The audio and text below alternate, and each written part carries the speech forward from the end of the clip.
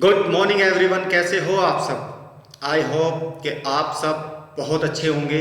और अगर आप अच्छे नहीं हो तो मैं दुआ करता हूं कि आप लोग बहुत जल्द अच्छे हो जाएं। तो चलिए, आज हम बहुत इंपॉर्टेंट टॉपिक पे बात करने वाले हैं। और अगर मैं बात करूं तो आपने हमारे इस जो मैंने प्लेलिस्ट बनाई हुई है, स्टार्टअप गाइडलाइंस प्लेलिस्ट, इसमें जितने भी चैप्टर आपने देखे अभी तक, जितने भी वीडियोस आपने देखी, ये सोच लेना कि ये उन सब का आधार है, उन सब का बेस है। क्योंकि ये जो चैप्टर है, चैप्टर 15, ये बेस ऑन बिजनेस मॉडल, यानी कि ये बिजनेस मॉडल के ऊपर आधारित है। और जितना भी आपने सीखा, जितना भी आपने समझा, उन सबसे अलग और सबसे ज़्यादा यूनिक चैप्टर होने वाला है। अगर मैं इसकी बात करूं तो किसी भी बिजनेस को करने के लिए आपके पास एक शानदार, एक बहुत अच्छा बिजनेस मॉडल होना बहुत ज़्यादा ज़रूरी होता है। विदाउट एक बिजनेस मॉडल के आप किसी भी बिजनेस में अगर मान लो घुस जाते हो और आपको ये क्लैरिटी नहीं होती कि मेरा एक्चुअल में बिजनेस मॉडल क्या है, तो आप क्या है ना, बहुत जगह परेशान हो जाते हो, बहुत चिंतित हो जाते हो, या बहुत सारी चीज़ों की क्लैरिटी आपको नहीं होती। विद एग्जांपल, अगर आप मार्केट में जाते हो, कोई बंदा आपसे पूछ ले कि सर आपका बिजनेस मॉडल क्या है, तो आपके पास कोई ऐसा जवाब, ऐसा ठोस जवाब नहीं होता कि आप किस बिजनेस मॉडल से आधारित हो, किस बिजनेस मॉडल को आपने चूज किया हुआ है। ठीक है। अब क्या होगा, बिजनेस मॉडल को समझने के बाद आप एक ऐसा बिजनेस मॉडल क्रिएट कर पाओगे जिसमें आपको रेवेन्यू और प्रॉफिट दोनों मिले। कई कंपनीज होती है जो रेवेन्यू अच्छा खासा करती है बट प्रॉफिट अच्छा नहीं हो पाता, और कुछ कंपनीज होती है जो प्रॉफिट ठीक ठाक कर लेती है बट रेवेन्यू ज़्यादा नहीं जनरेट कर पाते। और जब रेवेन्यू जनरेट नहीं कर पाते तो एक दिन उस बिजनेस का शटर डाउन हो जाता है, क्योंकि वो स्केल नहीं कर पाती। ठीक है। तो हम जो बिजनेस मॉडल आपको बताने जा रहे हैं, वो बिजनेस मॉडल क्या करेगा, वो रेगुलरली रेवेन्यू और प्रॉफिट जनरेट करने वाला होगा, ताकि आप लंबे समय तक, लंबे टाइम तक टिके रहो अपने बिजनेस में और एक अच्छी लाइफस्टाइल जियो, एक स्ट्रेस फ्री लाइफ जियो। अब बिजनेस मॉडल बनाने के लिए आपको किन किन चीज़ों की ज़रूरत होती है और कौन से वो इम्पोर्टेंट पॉइंट्स होते हैं जिस बेस पे आप बिजनेस मॉडल्स क्रिएट कर सकते हो, अपना बिजनेस मॉडल्स बना सकते हो। ठीक है।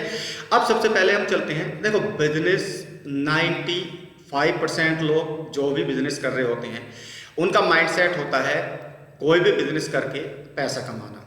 ठीक है, यही माइंडसेट होता है। अब होता भी एक्चुअल में यही है कि जितने भी बड़े बड़े बिजनेसमैन हैं वो ऑलरेडी बहुत ज़्यादा पैसे वाले होते हैं और बहुत पैसा भी कमाते हैं। तो बिजनेस का सीधा रिलेशन पैसे से होता है, और अगर पैसे ही नहीं आएंगे, आपको प्रॉफिट ही नहीं आएगा, तो फिर वो बिजनेस मॉडल किस काम का, वो बिजनेस मॉडल किसी काम का नहीं है। तो आज इस मॉडल में आप बिजनेस मॉडल को डिज़ाइन कैसे करते हैं, इसको बनाते कैसे हैं, किन किन चीज़ों का इस पर ध्यान रखना होता है, ये चैप्टर बहुत ज़्यादा क्रिटिकल होने वाला है आपके लिए। तो इसको बिल्कुल भी मिस मत करें और इस वीडियो को एंड तक ज़रूर देखें। ठीक है, क्योंकि आधी अधूरी नॉलेज हो सकता है आपको परेशानी में डाल दे, तो आपको कंप्लीटली नॉलेज होनी चाहिए एक बिजनेस मॉडल को कैसे डिज़ाइन किया जाए, कैसे उसको बनाया जाए। तो चलिए अब आगे चलते हैं। अब पैसा कमाने से हम कुछ चीज़ों को समझ लेते हैं कि एक्चुअल में पैसा कमाया कैसे जाता है। ठीक है, एक बिजनेस मॉडल की बात अभी साइड में रख देते हैं, बिजनेस से पैसा कैसे कमाते हैं ये तो बेसिकली आप जानते ही हो, लेकिन और लोग कैसे पैसा कमाते हो। देखो, पैसा दो चीज़ों को सेल करके कमाया जा सकता है, या तो आप कोई प्रोडक्ट या सर्विस सेल कर रहे हो, दूसरा या आप अपना टाइम बेच रहे हो। टाइम कौन लोग बेचते हैं, टाइम वो लोग बेचते हैं जैसे एम्प्लॉयज़ हो गए, वो 8 घंटे की ड्यूटी करते हैं और महीने में सैलरी लेते हैं। एक मजदूर हो गया जो बेचारा 8 घंटे के लिए आप लेके आए और उसने 8 घंटे आपके यहाँ पे झाड़ी की, मजदूरी की और शाम को अपने पैसे लेके चला गया। एक कंसल्टेंट होता है ऑलरेडी जो कंसल्टिंग करता है, यानी कि कंपनीज को या किसी बंदे को सलाह देता है और उस सलाह के बदले वो कुछ फीस चार्ज करता है। एक होता है कि भाई जैसे टीचर होती है, टीचर का क्या होता है, वो पढ़ाती है, अपनी सर्विस प्रोवाइड करती है और ऑलरेडी उस सर्विस के बदले कुछ पैसा लेती है। तो ये कुछ बेसिक से मॉडल है जो ऑलरेडी आप सब जानते हो कि पैसा एक्चुअल में पैसा कमाते कैसे हैं। अब हम चलते हैं इम्पोर्टेंट पॉइंट के ऊपर। इम्पोर्टेंट पॉइंट्स क्या हुआ है हमारा, इम्पोर्टेंट पॉइंट्स होता है कि सबसे पहले आपको एक बिजनेस मॉडल को क्रिएट करने से पहले ये ज़रूर ध्यान में होना चाहिए की point of designing A business model. एक बिजनेस मॉडल का जो मेन की होता है ना, उसको डिज़ाइन करने के लिए, उसको क्रिएट करने के लिए वो पॉइंट्स कौन कौन से होते हैं, वो क्रिटिकल पॉइंट्स कौन कौन से होते हैं जिनकी समझ आपको होनी चाहिए। एक जो बिजनेस मॉडल होता है वो किस पे हो सकता है, कस्टमर्स के ऊपर, यानी कि अंडरस्टैंड द कस्टमर्स। कस्टमर्स आपको क्या देते हैं? कस्टमर्स आपको या तो टाइम देंगे या पैसा देंगे। अगर आपका बिजनेस मॉडल कस्टमर्स से रिलेटेड है तो कस्टमर्स क्या करते हैं, या तो आपको टाइम देते हैं या फिर आपको पैसा देते हैं। अब टाइम देने वाले कौन होते हैं और पैसा देने वाले कौन होते हैं, थोड़ा उसके बारे में समझ लेते हैं। आप किसी प्लेटफॉर्म को यूज़ करते हो, लाइक जैसे यूट्यूब को यूज़ कर रहे हो या फेसबुक को यूज़ कर रहे हो या इंस्टाग्राम को यूज़ कर रहे हो, तो वहाँ पे आप पैसा नहीं दे रहे हो, वहाँ पे क्या दे रहे हो, टाइम दे रहे हो। तो जो टाइम आप दे रहे हो उसके बदले वो कंपनी अपनी सर्विसेज, अपने प्रोडक्ट्स या अपनी वहाँ पे प्लेटफॉर्म पे एडवर्टाइजिंग करती हो, वो कुछ भी करती हो, वो वहाँ से पैसा निकाल देगी। एटलीस्ट आपने कुछ ना कुछ उनको दिया, ठीक है। उसके बाद होता है कि आदमी पैसा दे रहा है। पैसा कब देता है? या तो कोई आपसे कोई सामान खरीद रहा हो, कोई प्रोडक्ट खरीद रहा हो, कोई सर्विस खरीद रहा हो, कोई सोल्यूशन खरीद रहा हो, तो तब वो आपको पैसे देता है, ठीक है। तो यहाँ पे जो की होती है, जिसका पहला जो पार्ट्स होता है वो होता है अंडरस्टैंड द कस्टमर्स। पहले आप ये समझो कि कस्टमर्स आपको क्या दे रहा है। वो अपना टाइम आपको दे रहा है, आपके प्लेटफॉर्म पे कंज्यूम अपना टाइम दे के जा रहा है, या फिर वो आपको किसी सामान या किसी प्रोडक्ट या किसी सर्विस के बदले पैसा दे के जा रहा है। पहला पॉइंट। अब दूसरा पॉइंट आता है value creation and capturing. Value creation और कैप्चरिंग में क्या होता है कि भाई आप ये देखो, क्या आप किसी बंदे की कोई बर्निंग प्रॉब्लम्स है जिसका उसको सॉल्यूशन नहीं मिल रहा, वो बहुत ज़्यादा परेशान है, तो क्या आप किसी को सॉल्यूशन दे रहे हो या फिर आप उसके गोल्स जो भी है होते हैं ना, किसी बच्चे के गोल्स होते हैं, उसको अचीव करने में आप उसकी हेल्प कर रहे हो। जैसे एक बच्चा है वो मैथ में बहुत ज़्यादा वीक है, किस सब्जेक्ट में, मैथ में बहुत ज़्यादा वीक है, तो एक टीचर क्या करता है, टीचर उसकी हेल्प करता है मैथ में उसको बेटर रिजल्ट लाने के लिए, उसके साथ मेहनत करता है, उसको चीज़ें बारीकी से सिखाता है, उसको बारीकी से समझाता है। तो वो क्या कर रही है, वो उस बच्चे के जो गोल्स है, उसको जो पास आउट होना है, अच्छे नंबरों से पास आउट होना है, तो उसमें वो टीचर क्या कर रही है, हेल्प कर रही है उसके गोल को अचीव कराने में। तो ये होता है गोल अचीवमेंट। आप ये देखो कि वैल्यू क्रिएशन क्या कर रहे हो कस्टमर्स की लाइफ में और कैसे कैप्चर कर रहे हो उनको। भाई आप वैल्यू क्रिएट करोगे तो बंदा कैप्चर भी होगा ना वो बंदा। अगर आप टीचर हो और किसी सब्जेक्ट को पढ़ाते हो और आप अच्छा पढ़ाते हो, तो सिंपल सी बात है, आपकी सर्विस को आप जो इतनी अच्छी मेहनत कर रहे हो, बच्चों को अच्छी शिक्षा दे रहे हो, तो उसके बदले वो आपके पास पढ़ने आएंगे, ठीक है। तो यहाँ पे जो दूसरा पॉइंट है वो बहुत ज़्यादा क्रिटिकल है। उसमें सिंपल सी मैंने दो ही चीज़ आपको बताई है, या तो आप किसी बंदे की प्रॉब्लम्स का सॉल्यूशन दे रहे हो या फिर आप उस कस्टमर्स की हेल्प कर रहे हो उसके गोल को अचीव करने में। जैसे एक कोई छोटा स्टार्टअप है, जो MSME होता है, छोटा स्टार्टअप है, अब उसको बिजनेस स्केल करना है, उसको नहीं पता, अभी बहुत सारे रास्ते नहीं पता, उसको बिजनेस स्केल करना, उसमें उसकी गोल्स को अचीव करने में कौन हेल्प करता है, एक बिजनेस कंसल्टेंट करता है।